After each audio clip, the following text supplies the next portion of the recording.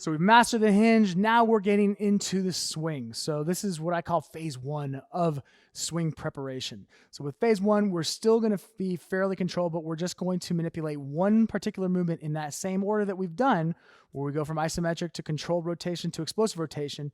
Now we're going to do that with one of my favorite movements, and that's the chest supported swing. So with the chest supported swing, what I like about this is this teaches you how to maintain perfect upper body alignment, perfect upper body form as the bell gets distal, further away from your center of mass. So in this case, as you get that bell further away from your hips, now that's putting more pressure on your lower back. So it's still not as far as if we were doing a swing and that bell is at full arm's length away from you. So we're still maintaining that tension, but not getting outside of our comfort zone. Again, going back to risk reward, how can we incrementally go up that ladder of making something more inherently difficult, but at the same time, still challenging the person so we're not giving them too easy of movements. So in this case, it's going to be the chest-supported deadlift. Now, we'll start off with that isometric position. So the chest-supported swing, chest-supported deadlift, you're going to put that bell right underneath that meaty part of your sternum, right in your belly. And again, you can dictate how hard this is going to be by just changing the lever. You can go down lower, so you're closer to your center of mass, or you can go higher and be further away. So we're going to be right underneath, and we're going to pull the bell back. And the first thing we're going to do is we're just going to hold this isometric position and squeeze full body tension, just like we did with the plank. So I'm squeezing my glutes. I'm in that posterior tilt right now because I'm in the top position. Glutes are engaged, lats are engaged, my upper back is engaged, chest is engaged. It's all on fire right now. So now what we're going to do is we're going to get into that hinge and we're just going to hold it. Breathe in. Feet are parallel to the ground. Shins are going to stay vertical. I'm going to drive my hips back. I'm going to hold. 3, 2, 1. Release. So notice how I get in that position, I'm focusing just on the isometric nature. I'm just focusing on the static position and really increasing that tension. Let's do it again. We'll go 5 seconds now. 5, 4, 3, 2, 1. I'm getting that posterior tilt at the top. So rather than just mindlessly doing rep after rep after rep, I'm focusing on the position of that movement and earning and owning that position before any kind of transition. And this is a great line I heard years ago. It's in jiu-jitsu, what's position before submission. So you're holding this position. You're not so focused on the submission that you give up your position and in turn probably lose.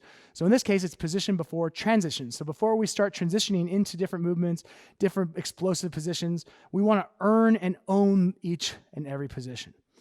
So the next level would be a controlled but not explosive chest-supported deadlift. So I'm going to breathe in, go a little bit faster. Breathe in. So even though the focus is with holding that bell and keeping that tension in my upper body, it's also on that explosive posterior tilt. Because that posterior tilt is what's keeping me engaged. So as I'm holding that bell and that bell is starting to get a little bit further away from my spine, now I have to keep that tension. So it's keeping me engaged, but the tension is still being focused on that pelvic tilt. That's what we're trying to get to. This is preparing someone for a swing. Again, when I have new clients, I'm not going to have them swing for typically 1 to 2 weeks because I want to prepare their bodies. Even if they are a technically sound and strong athlete, I still want to prepare them because if you've never done kettlebells, you have to go through these different positions to really build that strength, build that overall awareness. So now that we've got that, now we're going to add in a little bit of rotation, so controlled rotation. And I like adding the rotation in on the beginning because it keeps them aware of getting in and out of rotation under load. And now we're not doing it ballistically, we're keeping it controlled, but it's just a powerful way to keep them aware. So from here now, we're going to go in that chest supported with rotation. So as I come back, I'm going to straighten one leg, drive that hip back, keep that upper body nice and firm, and still focus on that pelvic tilt. Other direction, back and forth. Nice and controlled. So you see, once you get into that rotation, similar to what we were doing with that hinge, that 3-point hinge, as I'm driving back, I'm opening up one hip, I'm closing off the other, and I'm opening up the chest. So I'm opening my chest only as much, so I'm not trying to rotate, I'm only opening as much as my hips and my lower back will allow. That spine is going to dictate how high or how much this rotation goes. So if I'm overly rotating, if I'm trying to reach back, if I give my client a set point that I'm saying, look at the ceiling or try to rotate, they're thinking upper body and they're going to open up too much and torque their lower back. So we're just focusing on opening up the hips. And then from here, as far as that mobility will allow, that's how far you're going to go. It might be very slight. It might be accentuated. And there's a lot of range in between that you can play with. But remember, you're not trying to rotate. Let that rotate happen naturally from that opening of the hips. And then let everything spiral open accordingly. So once we've gotten that rotational deadlift, now we're going to add in the chest supported swing without rotation. And this is also very explosive. So I want you to treat this as you would a swing. If you've seen kettlebells before and you know kettlebells, you know a swing is very explosive. So just like that explosive deadlift, we're driving off the ground, coming up explosively. In this case, there is going to be no tension on the concentric or the eccentric. So on the rise or the drop, there's no real tension. It's all going to be very fluid. So I want you to think you're doing high rep swings here. So in this case now, we're going to focus and match our breath, and we're going to be mindful of our eye position. All right, so we're bringing the bell to the sternum, pulling the shoulders back, breathe in. I'm going to start. Ready, set, and so I'm keeping the tension while I'm doing this. Even though I'm talking, I'm still keeping that tension. Notice how I'm not stopping at any end point or starting point. And time. So you see the difference there. If I'm going slow and controlled, there's an obvious eccentric, there's an obvious concentric. In this case, we're just exploding through that and really trying to mimic a swing. But notice how, again, instead of getting that bell as far away from my body as I can with the arm's length, I'm keeping it tight to the body and thus giving my spine a chance to adjust and learn how to stay, or the musculature around my spine, to stay tense at the right spot. And I am using a very lightweight, so you don't need to go very heavy on this. This is all about mindfulness and awareness. And when you put that intention into things, you're going to get a lot more from it. Okay? So next, we're going to work into phase 2 of the building of the swing, and that's where we're going to get into now, making it a little bit more distal from the body, and we're going to get into a more uncomfortable position. So once I've gone through the chest supported position and I've gone through that range from isometric to controlled rotation or just explosive, now we can get into the phase 2, which is going to be the low leg driver. So with this leg driver, this is going to keep me in the bottom of the hinge position. Now, what happens as I'm in the bottom of the hinge position? Much more of the pressure is now going to be on my lower back. So what happens when that bell is now going to be at arm's length or swinging back and forth? A lot of tension is going to be on the lower back. So if I haven't built up the ability and that stamina and that mindfulness to those positions, I don't want to move on to this position. While I get us up in the position, all I'm going to do is I'm going to get into that hinge, and I'm going to utilize shoulders and lats to swing the bell back and forth, but I'm going to stay in the bottom of the hinge. I'm not coming up all the way. I'm going to stay in the bottom of the hinge, and I'm only focusing on the movement there. So the arms are really inconsequential to what we're trying to do here. It's just swinging that weight away and towards my body while I'm in the bottom of the hinge, and really master that connection to the ground, that connection to my core and my trunk in this position here. So once I get in this position, I'm going to pull my shoulders back. I'm going to lift up the bell, and then I'm going to actively pull the bell back behind me. So from here, I'm going to actively pull and extend, pull and extend. So what is happening right now as I'm doing this? I'm keeping that tension. I'm keeping everything nice and engaged. Abs are tight.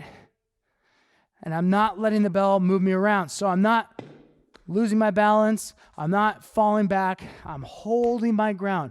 So as that bell is moving me and I'm feeling the different points on my foot, try to grab and control myself to the ground and connect myself to the ground, I'm, again, just building that awareness so that way I can stay controlled. So once I start doing swings, no problem. I've been there already. So let's do it again. Now I want you to focus on the next part of this, which is marrying my arms to my body as close and as quickly as possible. So on the back of that position, notice how my arms are tucked to my body. I'm marrying my arms to my body. And what is my upper arm? in line with? It's in line with my spine. So I am keeping myself as connected as possible. If that arm is extended as I'm in the bottom of that hinge, where is that force pulling down? It's pulling down from my midsection, which is in turn going to put more stress throughout my spine, particularly my lower back, but my mid back as well. So as I pull back, now that force is pulling back away from me, and it's keeping in line with my spine, and my spine is nice and safe, nice and strong, nice and structured. So it's just keeping everything nice and protected. So as I pull back, I want to imagine that my bell is close to my body. And this is why, going back to why squatty swings aren't the safest for most people, because as you're coming down, if you have a lot of space here and the bell is pulling down, it's just potentially going to aggravate your back, especially if you don't have the right amount of tension at the right time. Remember, this is all timing. As we start doing this, it's not going to take a lot of weight. It's not going to take a big, hairy, problematic movement to cause issue. It might just be a very subtle movement done with just the right amount of, or wrong amount of tension at the wrong time. So let's do it again. Notice what else would happen at that back position. That was nice and tight. I'm going to pull back and extend. So my knees aren't bending. I'm not swinging back and forth. I'm not squatting back and forth. And on that back position, if I were to let go, should I want to do it here and break the ground, I want to imagine that that bell would fly back directly behind me. It's not going to land on the ground right behind me. It's going to literally hike and just float off into space. So keeping that bell rolled tight to the body. So this is the leg drivers. And what I like about the leg drivers is that this is, again, going to give you that safety, that connection in an uncomfortable position. So now, once we've gotten to that, we'll go into the last phase, which is now we're going to be standing up with that full hip extension, with that posterior tilt. We'll put in everything together. All right, so this is going to be now from the ground. We're going to start from that parked position where the bell is going to be, we're going to create the momentum after the rep, but we're going to do a couple reps in between. So rather than just doing 10, 20 reps at once, we're going to add a little bit momentum, and then from there, we'll bring it back down to the ground. So what I want you to do is to start off, before we even get to the ground, we're going to start from standing, just to understand that the bell is only going to go as high as that hip thrust will allow, and then we'll bring it back down to the ground. So once, get in that nice position, just lifted 26 pounds like it was 700 pounds, getting nice and strong, feet parallel to the ground, taking all those positions we've taken. We're only going to go as high as belly button height. We're not going to go any higher than that, and we're only going to go as high as my hip pop, my hip snap will allow. So at first, it's only going to be about groin height and belly button height, and that's it, but I'm keeping it tight to the body. Now, a question I get asked a lot is, do you need straight arms? As you come up, you do not need straight arms as long as you're not curling at the top, and at the way down, you immediately lock out. Triceps are engaged, your shoulders are engaged, you are not curled on the way down, because all that's going to happen here is you're going to aggravate your elbow, your forearm, your bicep, cause some tendonitis, and that's when people complain about kettlebells again. So we want to make sure that on the way down, it's straight arms. So while we played at first with that leverage from the top and putting a lot of pressure on the lower back, then we played with that low position. Now we're doing the entire position, but we're still not extending the movement to where the bell is on the ground or the bell is fully extended. We're just playing with this middle area that, again, is going to allow you to keep yourself and your client safe. And again, build up to it or realize, okay, this progression is too far. I got to go back a step. And there is definitely nothing wrong with having to go back a step when you don't feel 100% comfortable in what you're trying to do. So let's bring it back up again. So now we're going to go back to that hip pop. So forget about the arms. Again, the bell is inconsequential to what we're trying. Forget about the arms. They're just wet noodles, keeping their shoulders engaged, but keeping the arms very loose. So they're just allowing the bell to transfer from that end position to that starting position. So we're going to go back into that explosive hinge. Imagine we're throwing that bell straight out in front of us. And this is why a hip extension isn't so important, because if I'm focused on driving with the hips, that means one of two things. I'm either pulling, and I'm going to put a lot of pressure on my back and my arms, or I'm going to be trying to bring the bell straight up rather than let that bell fly in front of me. So even with this small movement right here, if I were to let go of the bell, that thing is going to fly at least a couple feet or 3 or 4 feet in front of me. And then as I go further away, it's going to go even further, but it's never going to go up. It's going to go out in front or back straight behind, not down. All right, so we're going to practice a couple more of these. Let's go for 10 seconds.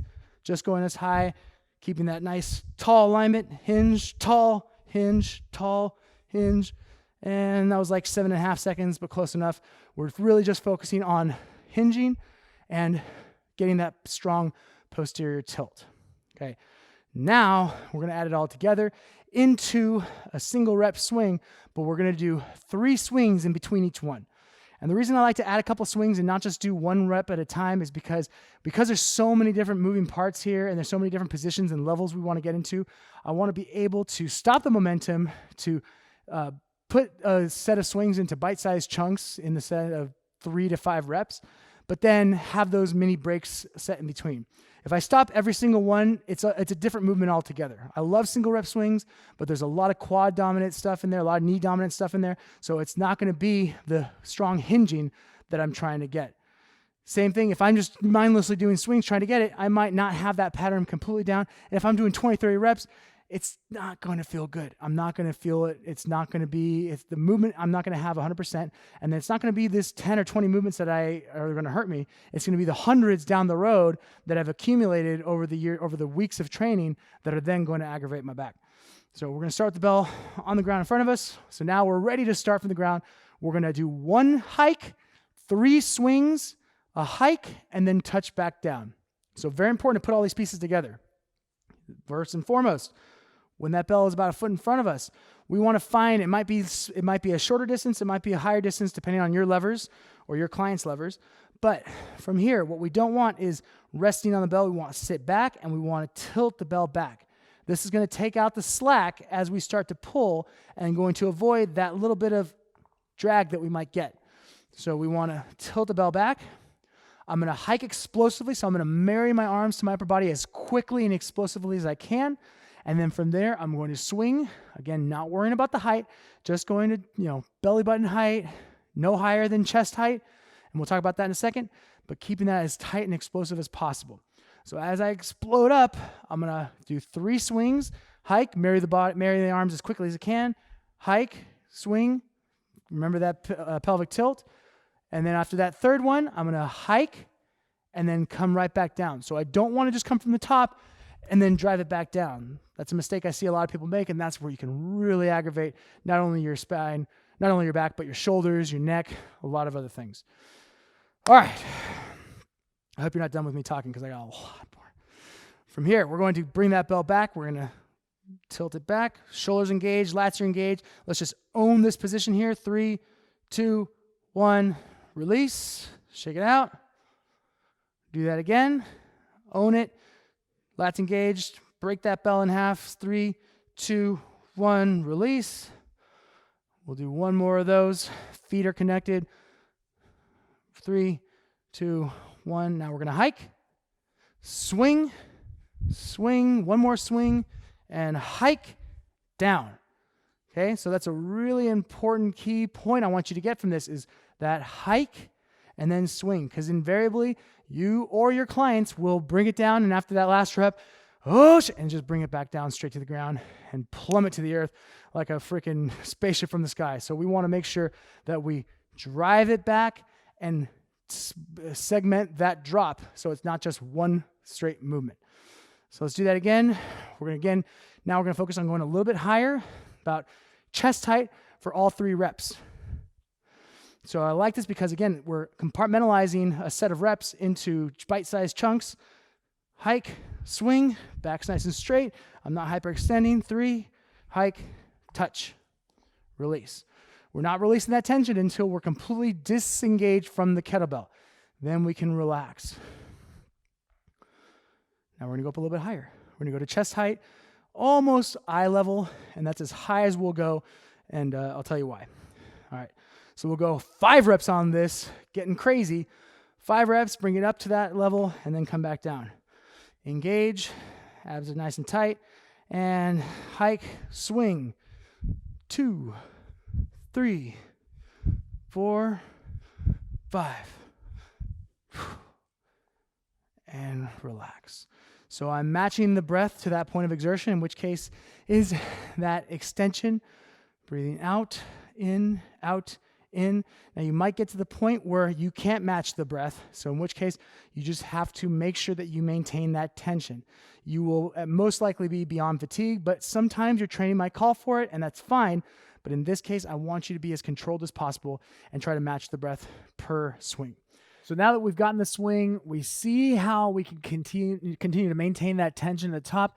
Now we can start to add a variable, which is playing around with the amount of tension that we incorporate during the motion. So this is why once you've gotten to that certain point, you've built that foundation, you've increased that strength, now we can play around with that. So we're going to do some swings, and while we're swinging, we're just going to add some tension in some different spots. We're always going to maintain tension throughout the core to make sure that we keep the back safe, the spine safe, but we're going to add more tension in the lats, more tension in the front line, more tension in the glutes, and then just alter it. So I'm going to go ahead and do a set of swings. As I'm swinging now, I'm focusing on that breath. Everything is perfect, but now that variable, so I'm squeezing my lats a little bit tighter, still maintaining that posterior tilt. Now I'm squeezing my abs a little bit tighter, loosening up on the shoulders, but still maintaining that connection. Now I'm squeezing my glutes the most.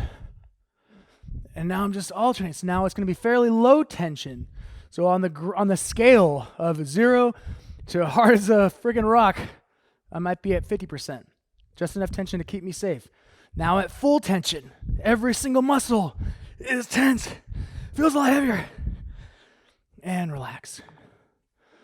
So you can see how you can vary one movement just by varying the amount of tension that I might add to that movement.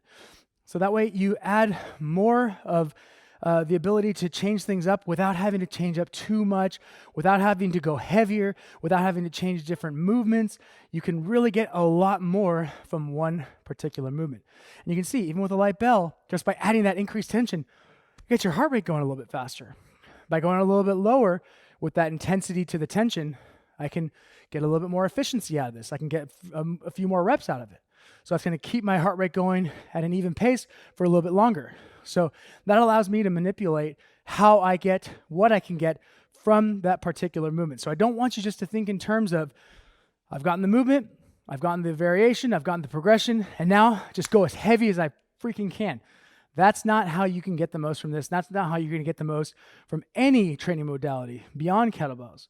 So I want you to really think about that as you're going through this, as you're going through the rest of these movements throughout this course, how we can intensify lighter loads through the manipulation of keeping extra tension, adding some tension, loosening up tension, going into the rotation. There's so much more that we can do, and we'll talk about it, and there'll be more in the programming section of this.